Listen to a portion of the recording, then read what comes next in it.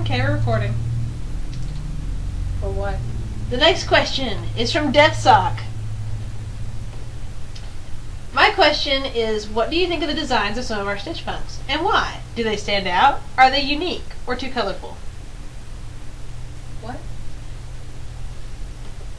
DeathSock's question. What do you think of the designs of some of our stitchpunks, and why? Do they stand out? Are they unique or too colorful? That's your ball game. This is my ball game. I don't go looking at fan art and other people's characters.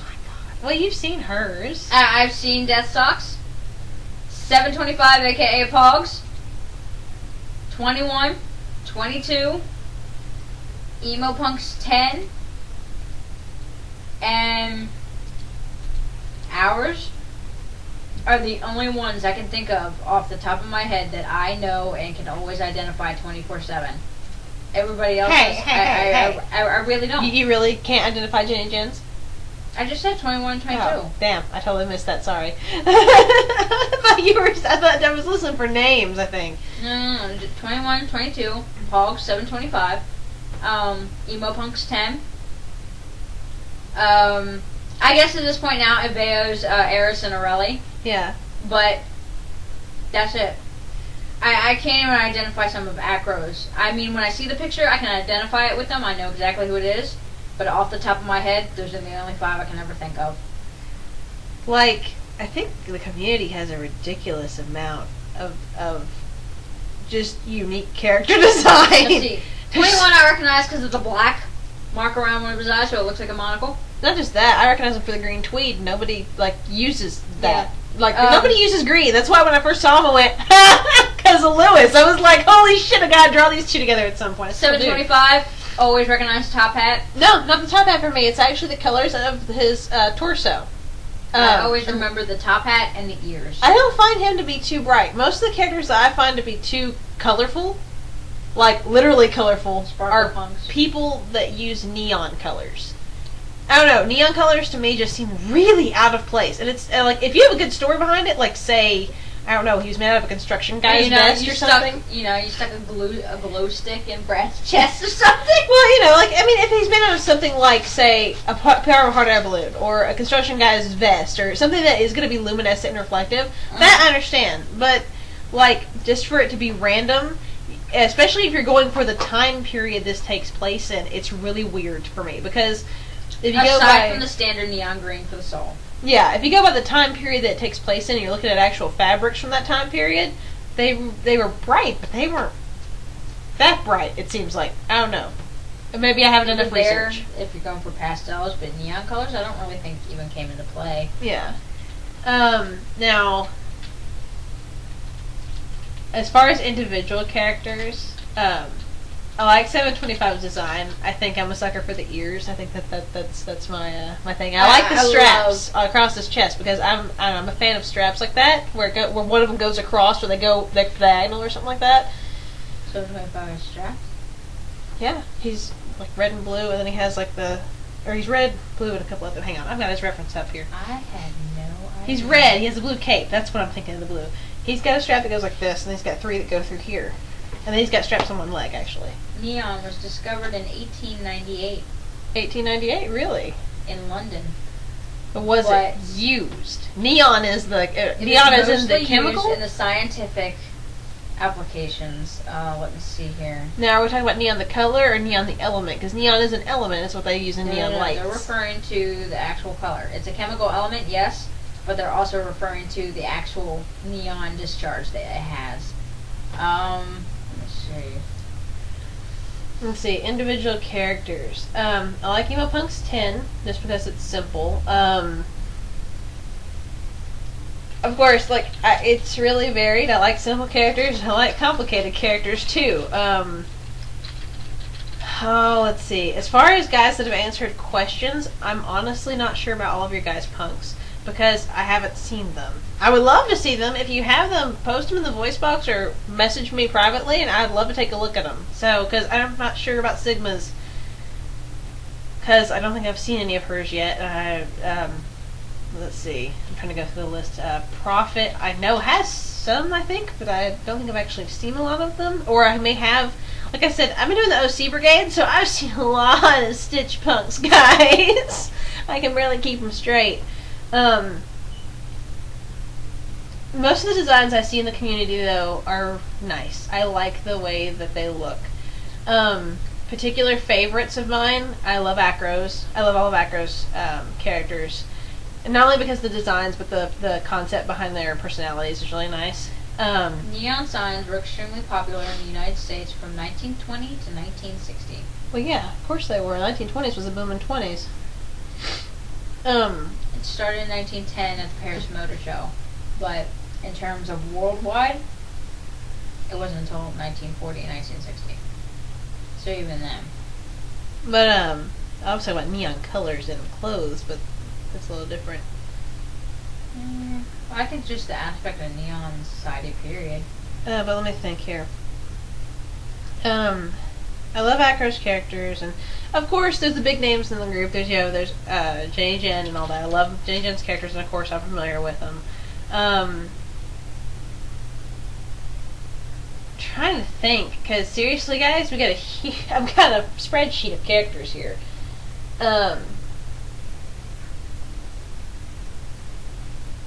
Oh, good lord. I'm failing at this question. I'm failing at this question. Hang on. I'm pulling up our group because that way I can keep track. Let me see here.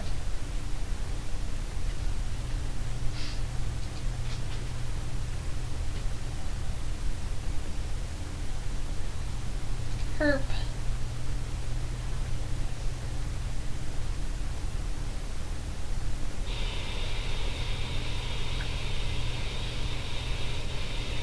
I really can't think of very many that stand out to me as too bright. The majority of the characters that I have seen on the forums haven't really struck me as being too colorful or too out there or too, too much. Most of the ones I've seen have a pretty well balance of color and stuff. Let's see here. I think it's not so much the colors. I think it's the use of fabric, depending on the history line that you're going with. Yeah, and design. And the overall additional designs that people add. Yeah. Like wings and stuff. A lot of people still don't really get, which is understandable. I mean, everybody goes through it in their teenage years, where you want to add stuff to make it look unique. But if you look at very popular characters like Pikachu or Sonic or Waldo, yeah, the most popular characters are the most simple. The simplest things on the planet, and you wonder all the time, how did they get to be famous? How are they iconic? When it's a very simple design. So when I see a lot of people making those stitchpunks, I keep thinking, please just make it simple, run with it. I mean, in RagNBone, you'll see some of our characters are pretty outlandish, but it really has to do with environment, how you're taking it, the era that they're going to be in, and what it is. Because, I mean, when you think about it, when you create a character that has like 50,000 additions to it, so it turns out like a sparkle punk, you have to think, this is a representation of the creator to the stitchpunk. Do you really want your creator to be a 1960 hippie who's adding all this stuff saying, oh, you are going to be absolutely fabulous? That's not a hippie at this point. I'm sorry, sweetheart. She said, crap, there's just one in particular that's really simple, and I love it, and it's new, and I can't remember who did it. It's not bad if you have it. I mean, that's why we have character development. You learn over time. So, I mean, if you happen to have one of these characters, whoop-de-doo, so you have one of these. Not the best character, not the worst character. But you gotta take time to develop it. But, yeah. I'm just like, I see these people creating some of these stitchpunks, and I'm like, what were the creators thinking? Yeah. Like, when you go into the design of the character and everything, you gotta wonder, when you see them, you gotta wonder why these materials were used. And I think that's another thing, too, is that when I see one that is too colorful, it makes me facepalm and go, why would you design them this way? Or when you see them with useless aspects. Yeah, I mean, when Hannah saw Eaton's Crew, when Eaton's Crew came out for the first time, She was kind of blown away. I was like, Rattles, one of them is bright pink. That one has rainbow hair. I'm going, what are you doing? But then I told her the backstory, and she's like, wow, this makes more sense than it's supposed to be. Yeah, exactly. There was somebody, I can't remember the name of the person in question, but somebody posted a character in the Bad OCs thread with a mohawk, and she's very simple, and she has like a dress, and she's in the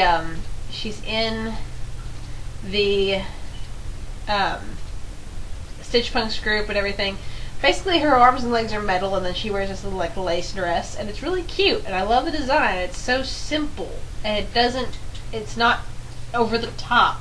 It doesn't make your eyes bleed. Yeah, I like simple characters a little more, but I do like characters that have a lot of stuff going on. Like, I like 725. He has a lot of stuff going on him. He really does. But he comes across, it all comes out pretty uniform to me anyway. In terms of design, of adding too much, I think 725 is my limit. Yeah. I think if you like added wings or something else to him, even if you added another color to him, I would probably beat the shit out of you and be like, no, that was my limit. Back when Pogs was Pogs.